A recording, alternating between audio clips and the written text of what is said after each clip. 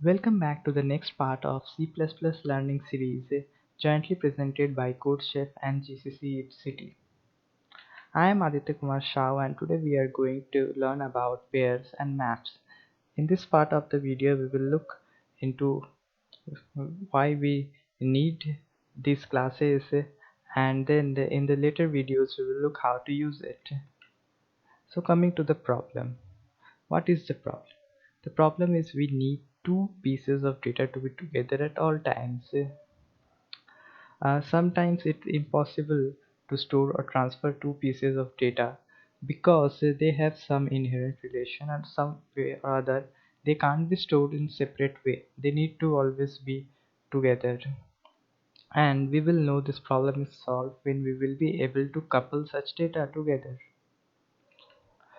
So let's look where did I encounter this problem.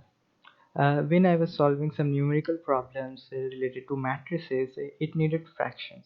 I have to use fractions because I needed precision, which floating point integers couldn't provide. The precision errors were coming in floating points. And the next issue is when a particular piece of data identifies another piece of data. For example, if I want to identify a student, I can identify a student using its roll number.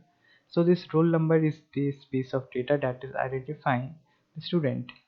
There may be some other cases where some piece of data only makes sense with other pieces of data. For example, uh, we are counting the frequencies of some numbers or alphabets in an array or a string.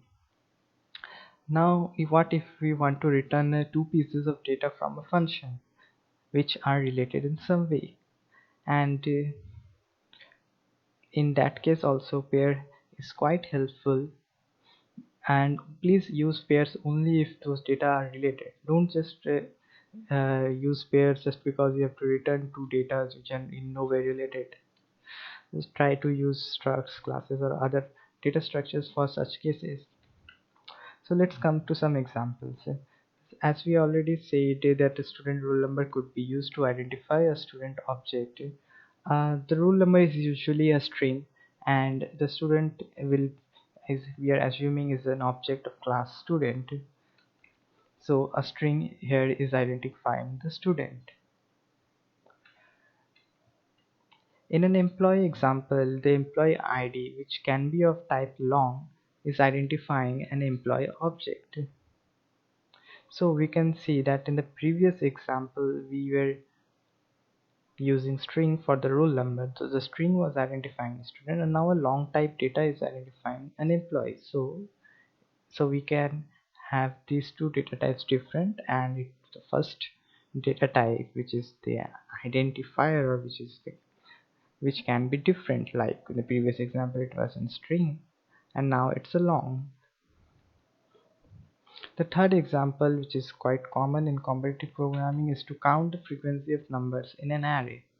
So we have an array in which we have a lot of numbers and each number will have some frequency. Let's take this array and we can see there are 10 elements in which some are repeating.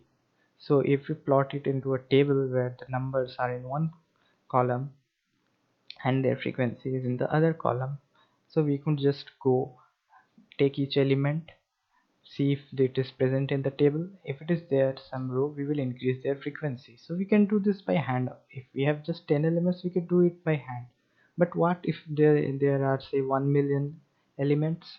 Then we have to use a computer, and we can solve this problem in a couple of ways. Like we could use an array or a vector, and if we are going to use an array, then the array size has to be the biggest element, because we are using the index to act as the first element. Let's go back to the array.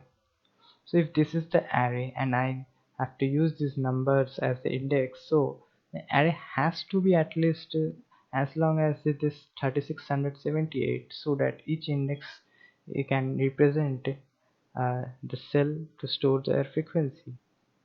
There where the index 1 will store the frequencies of 1, index 10 will store the frequency of 10, index 51 will store the frequency of 51, and so on. And we can see just for 10 elements we have to create an array of size 3600, which is means a lot of cells will be empty,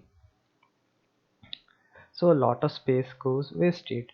But one advantage of arrays is that the lookup is very fast, so if we have to just say get the frequency of 66, so we will just go into the index 5066 of the array and we will get its frequency. But in pairs and maps, what is pairs and maps? A map is a set of pairs where the first element determines the uniqueness of the set. So you can take map as some kind of set. So you can take map as some kind of set of the pairs. And we know that in set elements have to be unique. That uniqueness is defined by the first element.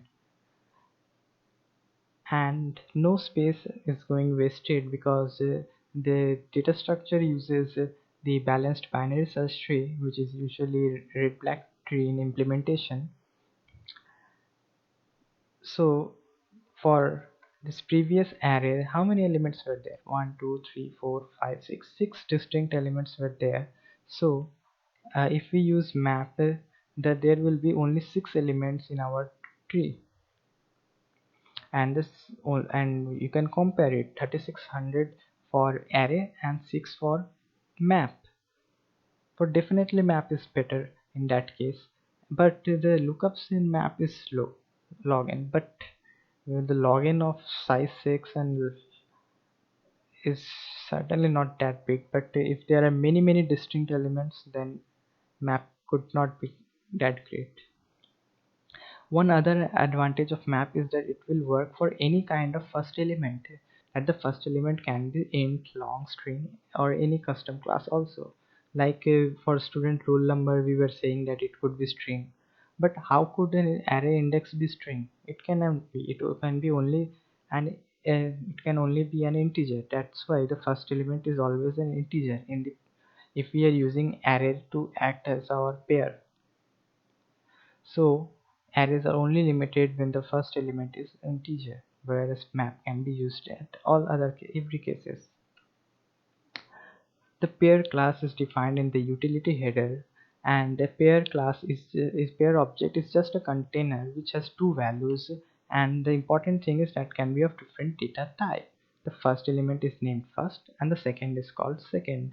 So if we have a variable named p dot first will refer to the first element and p dot second would refer to the second element, and the pair can be assigned, compared, and copied.